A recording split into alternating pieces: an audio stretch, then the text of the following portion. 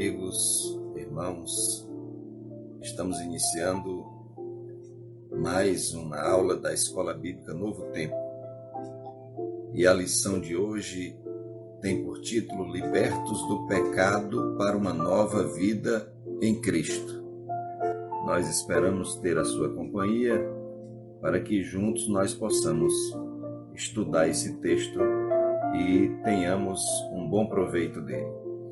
O texto de ouro, o texto áureo, é Efésios capítulo 2, versículos de 4 a 5, que diz assim: Mas Deus, que é riquíssimo em misericórdia, pelo seu muito amor com que nos amou, estando nós ainda mortos em nossas ofensas, nos vivificou juntamente com Cristo. E a verdade prática nos diz que por meio da maravilhosa graça divina, fomos libertos do pecado, perdoados e salvos da condenação e ainda recebemos o direito à vida eterna. Portanto, vamos entender melhor como aconteceu essa libertação na nossa vida. O texto bíblico em classe está na carta aos Efésios, capítulo 2, versículos de 1 a 11. Abra aí a sua Bíblia ou a sua revista e acompanhe a leitura conosco. Diz assim: E nos vivificou, vos vivificou, estando vós mortos em ofensas e pecados, em que noutro tempo andastes, segundo o curso deste mundo, segundo o príncipe das potestades do ar, do espírito que agora opera nos filhos da desobediência, entre os quais todos nós também antes andávamos nos desejos da nossa carne, fazendo a vontade da carne e dos pensamentos, e éramos por natureza filhos da ira, como os outros também. Mas Deus, que é riquíssimo em misericórdia, pelo seu muito amor com que nos amou, estando nós ainda mortos em nossas ofensas, nos vivificou juntamente com Cristo, pela graça sois salvos. E nos ressuscitou juntamente com Ele, e nos fez assentar nos lugares celestiais em Cristo Jesus, para mostrar nos séculos vindouros as abundantes riquezas da sua graça, pela sua benignidade para conosco em Cristo Jesus. Porque pela graça sois salvos por meio da fé, isso não vem de vós, é dom de Deus, não vem das obras, para que ninguém se glorie, porque somos feitura sua, criados em Cristo Jesus para as boas obras, as quais Deus preparou para que andássemos nelas. Muito bem. Essa lição tem como objetivo principal revelar que a graça salvadora de Cristo nos garante a vida eterna. E eu gostaria de que nós começássemos essa lição fazendo uma pergunta muito interessante que eu gostaria que você respondesse. Mas antes mesmo de responder essa pergunta, nós faremos a subdivisão de como acontecerá essa nossa chegarmos ao objetivo principal. Que o objetivo principal é mostrar que a graça de Jesus Cristo, a graça salvadora de Jesus Cristo nos garante a vida eterna, nos garante a salvação. E a pergunta que nós queremos fazer é a seguinte: se você acha que você é salvo, se você tem certeza da sua salvação. Em geral, quando a gente fala em doutrina da salvação, as pessoas ficam extremamente abaladas com essa ideia de salvação, né? E dizem, na maioria das vezes, que não existe como ter certeza da salvação. Mas, para a gente chegar nessa possibilidade de certeza de salvação, é necessário que a gente, primeiramente, reflita sobre a nossa natureza pecaminosa.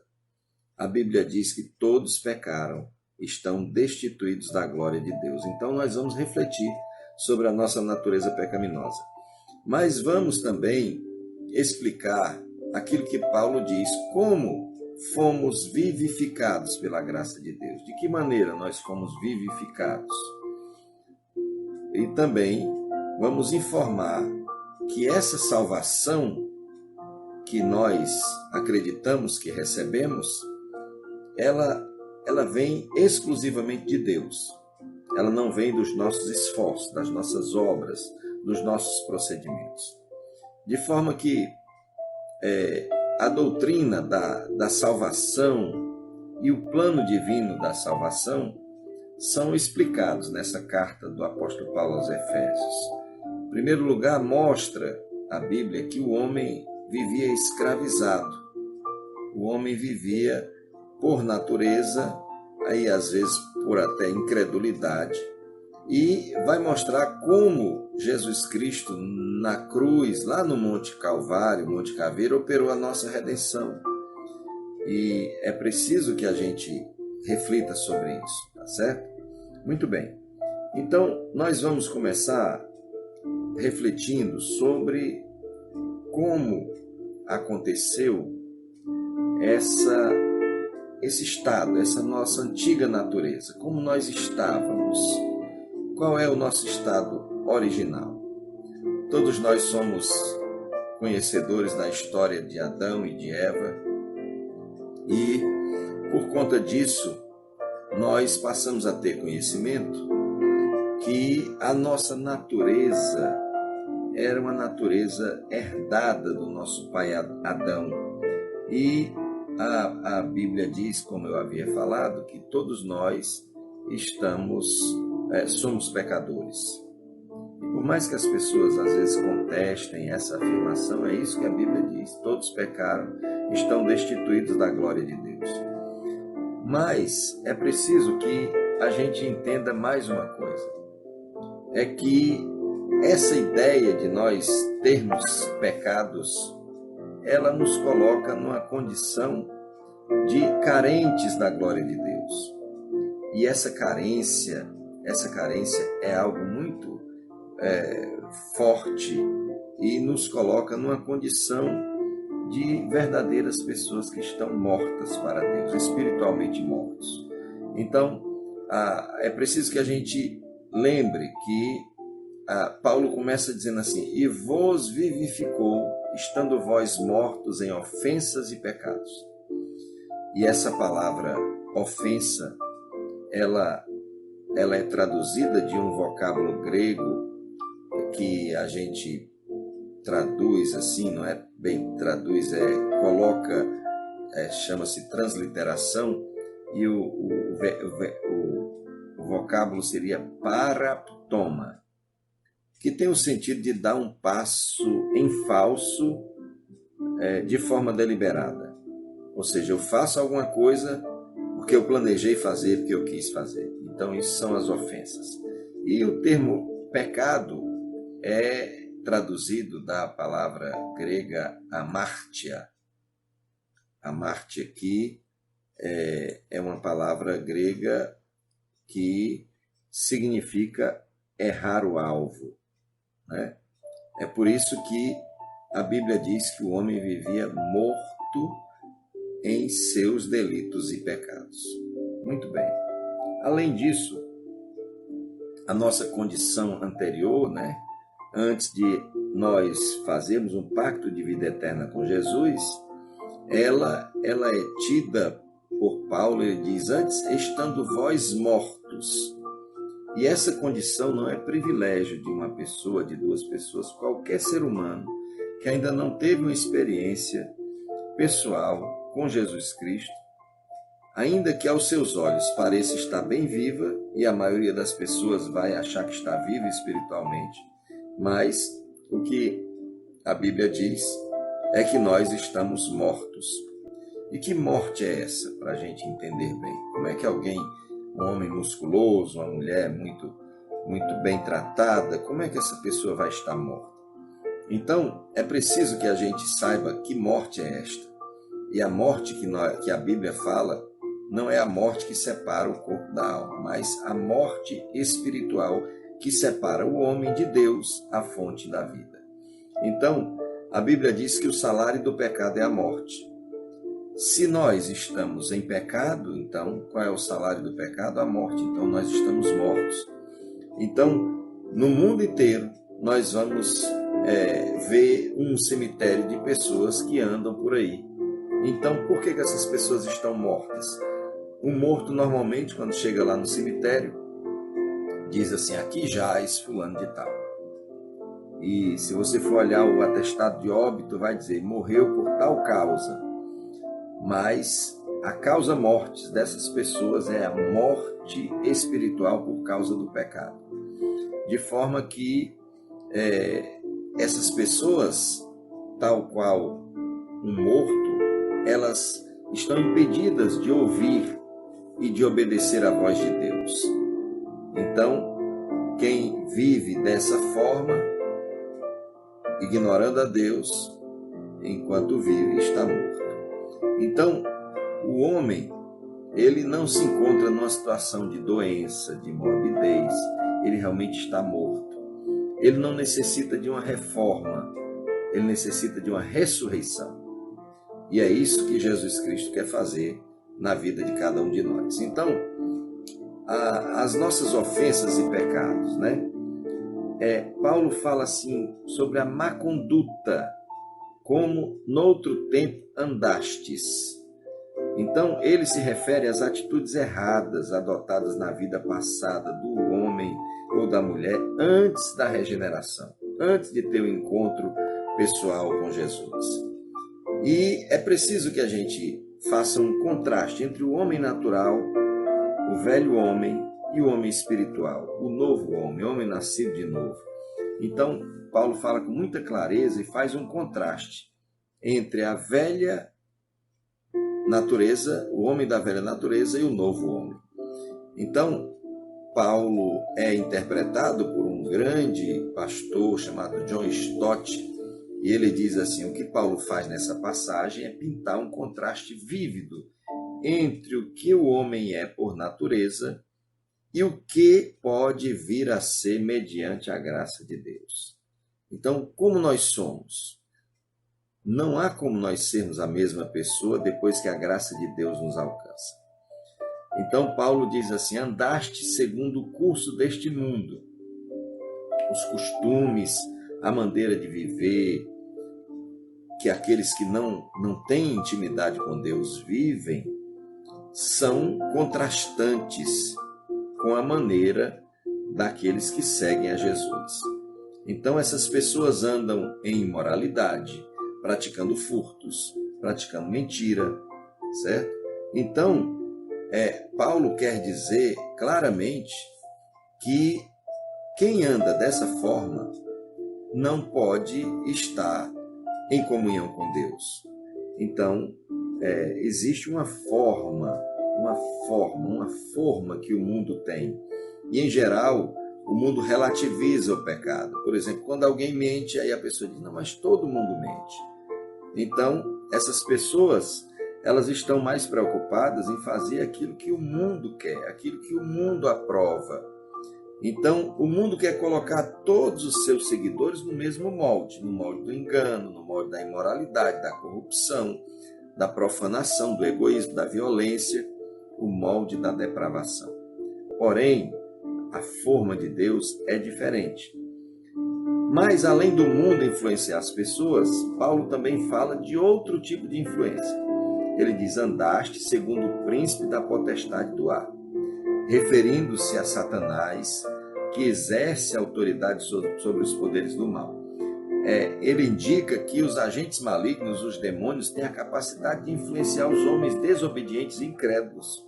Então, Paulo vai alertar mais adiante nessa mesma carta que nós temos que lutar contra esses seres do mal. Então, mas ele mostra claramente que Deus nos exaltou em Cristo e nós estamos acima desses poderes, mas nós precisamos assumir essa luta.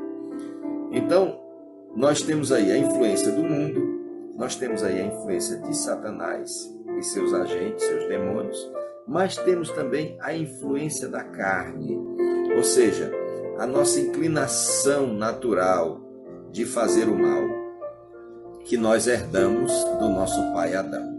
Então, nós temos uma inclinação natural. Além do mundo nos influenciar, além de Satanás nos influenciar, nós temos uma inclinação natural e para praticar os desejos da nossa carne, da nossa natureza pecaminosa.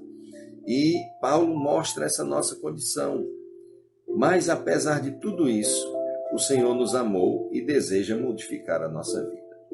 Então, resumindo a nossa natureza pecaminosa, nós precisamos entender que quando nós não estamos em comunhão com Deus, nós andamos segundo o curso desse mundo, nós andaremos segundo o príncipe da potestade do ar, e nós andaremos fazendo a nossa vontade, a vontade da nossa carne, dos nossos pensamentos. Você já deve ter tido aquele pensamento impuro ou um pensamento violento. Se você fizer a vontade da carne, você vai brigar com aquela pessoa que você ficou com raiva. Então, é isso que o inimigo vai colocar na sua mente. Ele vai potencializar os seus maus pensamentos. Então, sem Deus, o homem deixa de ser o protagonista da sua própria história. Como um morto que é levado de uma parte para outra sem conseguir se opor. Então, nós precisamos entender que se nós não tivermos comunhão com Deus, nós andaremos segundo a nossa natureza pecaminosa. Mas Paulo demonstra que existe essa natureza pecaminosa, mas depois ele diz assim, que nós seremos vivificados pela graça. Em outras traduções diz assim, ele vos concedeu a vida. Como resultado do amor de Deus e sem merecimento de quem recebeu. Porque nós somos vivificados pela graça. É um favor que Deus manifestou para quem não merece. E quem é que não merece? Lá em Tito, no capítulo 2, versículo 11, diz, a graça de Deus se há manifestado a todos os homens. Então não há nenhum homem merecedor. Paulo diz que todos pecaram, estão destituídos da glória de Deus, na carta aos Romanos, capítulo 3, verso 23. Ele diz, o salário do pecado é a morte. Então, todos nós somos destinatários da graça de Deus. Fomos vivificados. O Senhor nos concedeu a vida. E isso aconteceu por misericórdia de Deus. Nós fomos alcançados pela misericórdia de Deus. O ato de misericórdia implica num ato de compaixão, de simpatia para com alguém que não é digno. Quando nós buscamos misericórdia é porque nós não somos merecedores. E é preciso que a gente entenda que misericórdia significa não recebermos o castigo que nós merecíamos. Você imagine que você cometeu um crime. E por aquele crime ou por aquela má ação, você deveria receber a paga. Você deveria pagar uma pena. E aí, você é alvo da misericórdia. Ou seja, você não recebe aquele castigo, aquela pena que você merecia. E é isso que Deus faz conosco. Qual é o nosso salário pelo pecado? É a morte. Então, por misericórdia, Deus vai nos livrar da morte. A misericórdia de Deus, ela é a ação de Deus no sentido de impedir que nós sejamos punidos, que nós sejamos castigados, embora nós mereçamos. Então, vamos lá. Então, a misericórdia de Deus nos livra de nós sermos castigados. Deus, por natureza, é amor. Você vai ver em 1 João, capítulo 4, versículo 8, Deus é amor. E o amor de Deus em relação aos pecadores se manifesta pela graça de Deus e pela misericórdia. Nós somos salvos pela misericórdia e pela graça de Deus, que são manifestadas através do sacrifício de Jesus na cruz. Deus teve misericórdia. Eu precisava morrer. Jesus morreu em meu lugar. Então o castigo que nos traz a paz estava sobre ele, assim que diz o profeta Isaías. Então foi no Calvário que Deus demonstrou todo o seu repúdio ao pecado. E ali o pecado foi punido, mas ele demonstrou também o seu amor pelos pecadores, por mim e por você. Muito bem. Nós somos vivificados pela graça porque nós estávamos espiritualmente mortos por causa dos nossos delitos, dos nossos pecados. Isso quer dizer que, em relação a Deus, eu, você e todos estávamos sem vida. Não tínhamos nenhum contato vital com Deus, mas recebemos vida em Cristo. Quando Ele morreu na cruz por nós, Ele nos deu vida, Ele nos vivificou. E isso foi por graça, por sua graça. Nós fomos vivificados juntamente com Ele, fomos perdoados de todas as nossas ofensas. Não resta nada para ser pago. Tudo foi cravado na cruz. É como se nós tivéssemos uma dívida e o Senhor Jesus vai lá e paga, e pega aquela promissória, aquele cheque, e rasga e diz não. Quando Jesus disse está consumado, era exatamente o que ele estava dizendo. Você não está devendo mais nada. E havendo o perdão dos pecados, então nós somos vivificados. Porque nós fizemos alguma coisa por isso? Não, sem merecermos. É o nosso espírito, então, que passa a ter novamente ligação com o Espírito Santo, e esse passa a derramar em nossos corações o amor divino, e aí nós vamos frutificar em boas obras o fruto do Espírito Santo. Porém, é preciso que nós saibamos que, além disso, além de nós recebermos isso, nós fomos exaltados por sua graça. Ou seja, nós não só saímos da sepultura, mas recebemos vida. Não só estamos unidos a Cristo, mas fomos exaltados com Ele. Agora, a Bíblia diz que nós nos assentamos com Ele nas regiões celestiais, acima de todo principado e potestade. Lembra que antes você era escravo do pecado, era escravo do diabo, era escravo do mundo, era escravo da sua própria vontade? Pois agora o Senhor nos colocou numa região celestial, acima de todo principado e potestade. E aí é preciso que a gente veja como se fosse assim 3 fases da exaltação de Cristo: a ressurreição, a ascensão, porque ele subiu aos céus, e ele assentou-se no trono. Então, isso se refletiu na nossa vida. E então, em Cristo, Deus nos deu uma nova vida, pois nós estávamos mortos, Ele nos ressuscitou e nos fez assentar nas regiões celestiais. Ele deu-nos vida, Ele nos ressuscitou e Ele nos fez assentar sobre as regiões celestiais. São os degraus da exaltação pela graça de Deus nas nossas vidas. Resumindo, a nossa vivificação pela graça, nós passamos da morte para a vida por meio da graça divina, concedida por obra de misericórdia e do grande amor de Deus, sem merecimento algum da nossa parte. E já que nós somos salvos, alguém pode chegar a pensar que foi salvo porque era bonzinho, foi salvo porque fez alguma coisa por merecer. Eu ouvi uma definição muito interessante sobre graça. Diz que um homem era muito rico, riquíssimo, e tinha só um filho. E esse homem, antes de morrer, combinou com o filho dele que ele dividiria aquela grande fortuna com uma pessoa. Ele sorteou uma pessoa, sorteou a mim, sorteou a você. E de repente, você recebe essa notícia. O filho dele chega, ou manda um emissário e diz: olha, a partir de hoje eu gostaria de lhe informar que o meu pai morreu, mas antes de morrer ele lhe adotou por filho. E então a metade da fortuna, 2 bilhões de reais, passa a ser sua a partir de agora. Então você com certeza ficaria muito agradecido. E você poderia perguntar: mas o que eu fiz para merecer isso? E ele dizer: nada, foi por graça, foi completamente por graça. Não foi porque você fez por merecer, né? Então, a graça de Deus é um presente.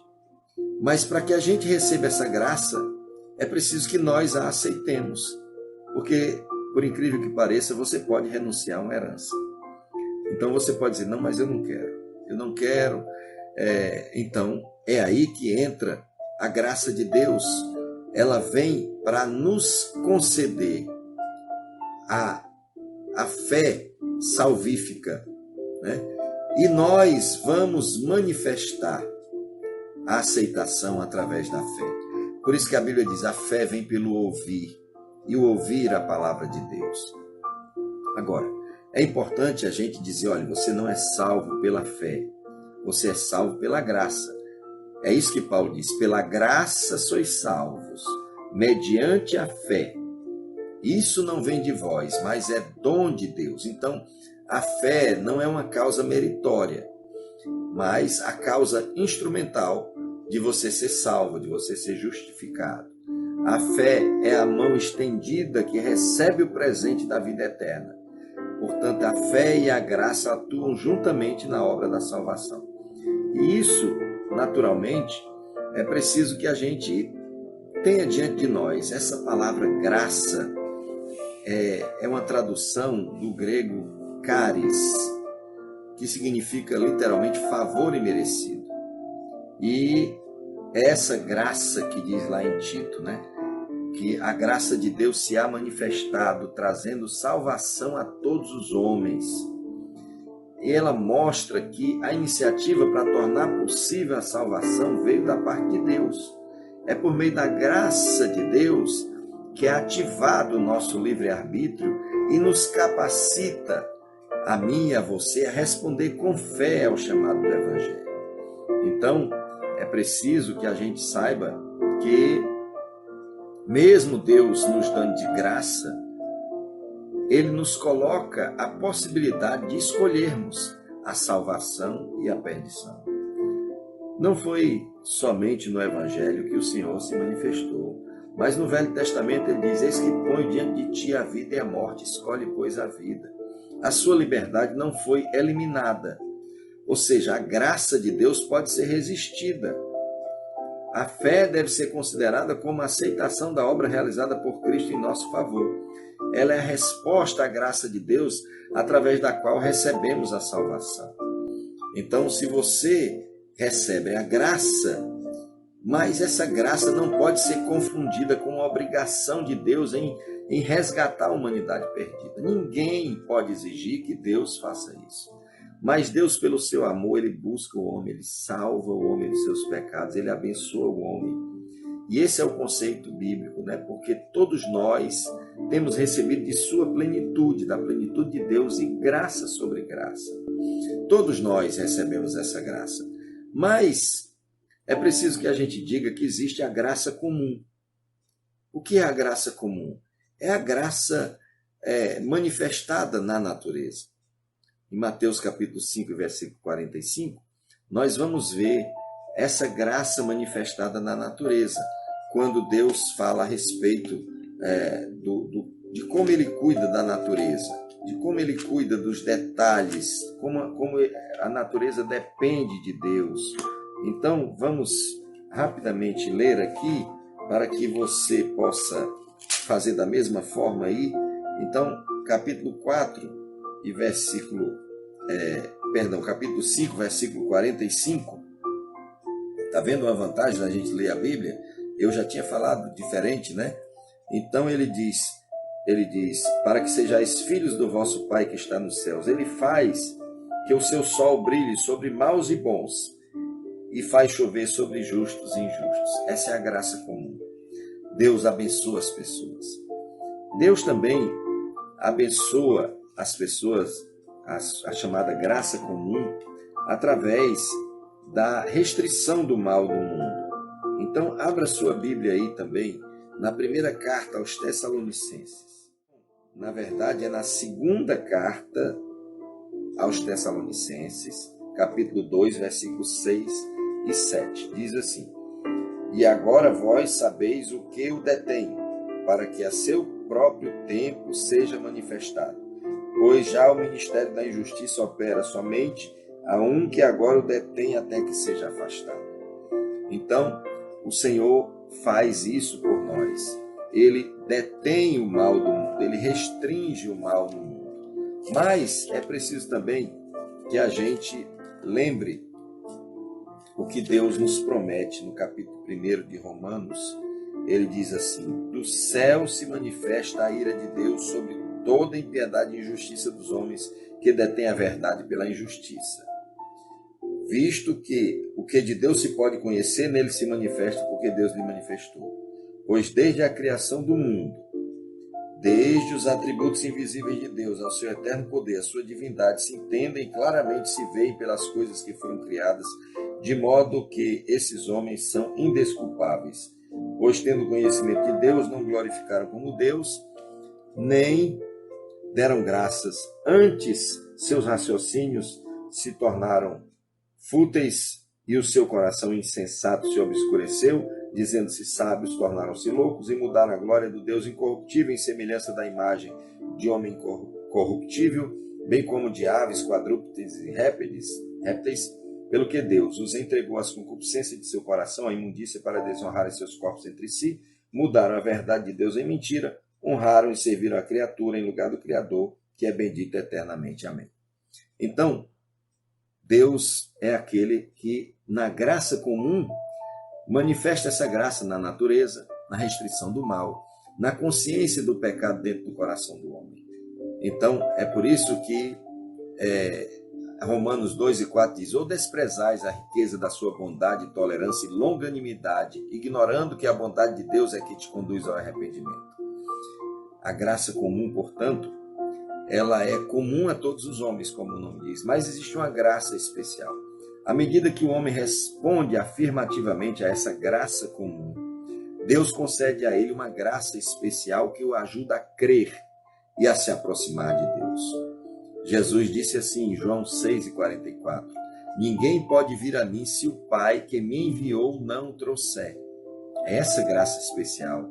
Mas essa graça especial não garante a salvação do homem ou seu livramento total, porque o homem vai ter, por meio da fé, para a salvação ou libertação, o homem vai precisar anuir, concordar.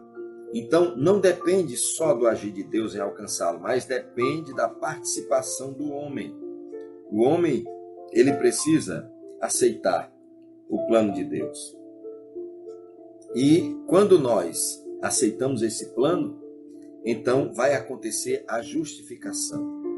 Vai acontecer que o Senhor vai fazer com que nós nasçamos de novo. E quando o homem nasce de novo, é que ele é salvo.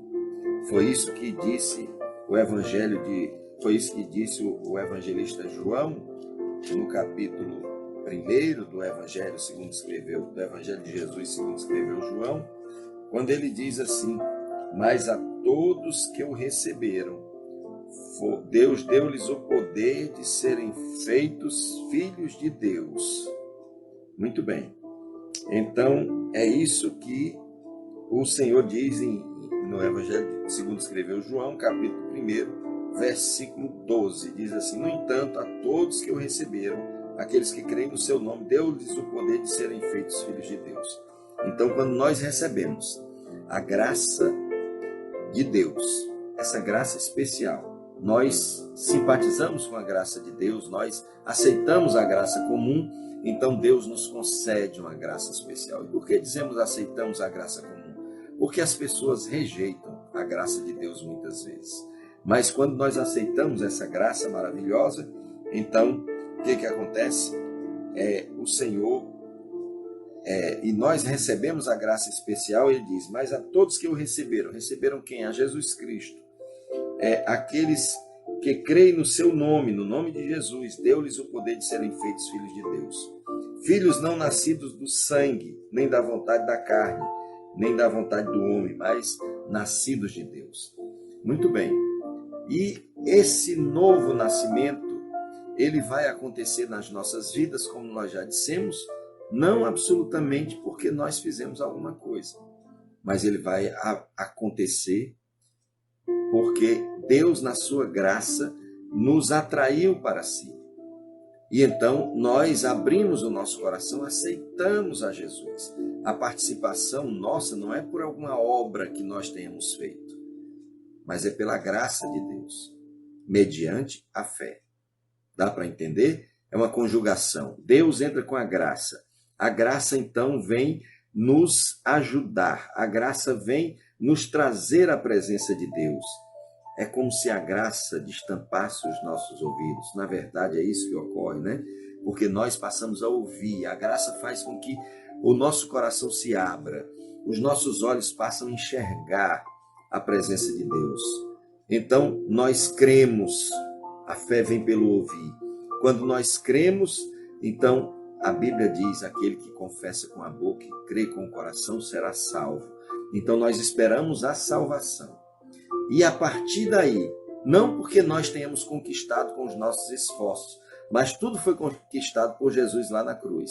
Mas a partir da aceitação desse plano maravilhoso de Deus, então nós experimentamos o novo nascimento. Não nascemos da carne, não nascemos da vontade do homem, da vontade da mulher, mas nascemos de Deus. E aí a salvação acontece. E, naturalmente, essa salvação, ela passa a evidenciar-se através dos nossos frutos, das nossas obras. Entende? Então, por exemplo, nós não precisamos fazer boas obras para sermos salvos, mas no momento em que nós somos salvos, nós passamos a viver em boas obras. Lembra daquela herança que nós recebemos de 2 bilhões de reais, né? Muita coisa enorme, né? Eu estou falando assim porque não dá para calcular 2 bilhões, eu não consigo calcular. Mas é muito mais do que isso, né? A Bíblia diz que a salvação do homem vale mais do que o mundo inteiro. Então, o Senhor nos salvou e pagou um alto preço por nós.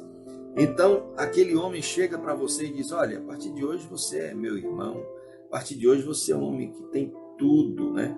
Então, eu gostaria de dizer que a gente não gosta de determinadas coisas, de determinados procedimentos. Então, eu gostaria de saber se você está disposto. Se você está disposto. Sabe, eu não gostaria que você fosse mais dominado pelo diabo. Eu não gostaria mais que você fosse dominado pelo mundo. Eu não gostaria mais que você fosse dominado por essa vontade que tem dentro de você de fazer o errado. Porque eu quero propor a você a vontade de Deus. A vontade de Deus, a vontade do meu Pai é boa, é agradável, é perfeita. E aí você que era morto, você que era escravo, de repente você diz, ora, como não? Por isso Jesus diz, os meus mandamentos não são pesados. Porque nós servimos a Ele com gratidão. Então, como uma árvore é conhecida pelos seus frutos, o cristão também é conhecido pelas suas obras. E quando nós aceitamos a Cristo, quando nós nascemos de novo, a Bíblia diz que o pecado não tem mais poder sobre nós. Então, se antes você até tinha vontade de não pecar, mas você era escravo, você cedia, a Bíblia diz, o pecado não terá mais domínio sobre vós. Então, é preciso que a gente lembre muito claramente que Paulo diz, olha, a salvação, isso não vem de vós. A salvação, ela provém da graça de Deus. E ele diz mais, ele diz, não vem de obras para que ninguém se glorie. Ou seja, não é uma recompensa por alguma coisa que nós fizemos. Essas duas afirmações, isso não vem de vós, não vem de obras, exclui completamente a ideia de sermos recompensados por alguma coisa que fizemos. Ou seja, a salvação é inteiramente gratuita e imerecida. No entanto, não podemos esquecer que a partir do momento que somos salvos, nós, inevitavelmente, faremos um esforço todo especial no sentido de darmos frutos, no sentido de agradar aquele que nos alistou, aquele que nos colocou o nome no livro da vida. Então, meus queridos irmãos e amigos, nós vamos concluir dizendo que nós éramos escravos, nós éramos rendidos ao pecado, condenados à perdição eterna, mas Cristo nos libertou para uma nova vida com Ele. Por um ato do amor divino, por meio da sua maravilhosa graça, nós nos tornamos filhos por adoção. E essa gloriosa salvação, ela nos foi concedida gratuitamente, independente das nossas obras. Porque as nossas obras mereciam castigo, mereciam condenação. Mas Jesus Cristo pagou o castigo. Então, a partir da salvação que nós recebemos, nós passamos a praticar boas obras para que glorifiquem o nosso Pai que está nos céus. Deus os abençoe poderosamente e que o Senhor esteja conosco em nome de Jesus.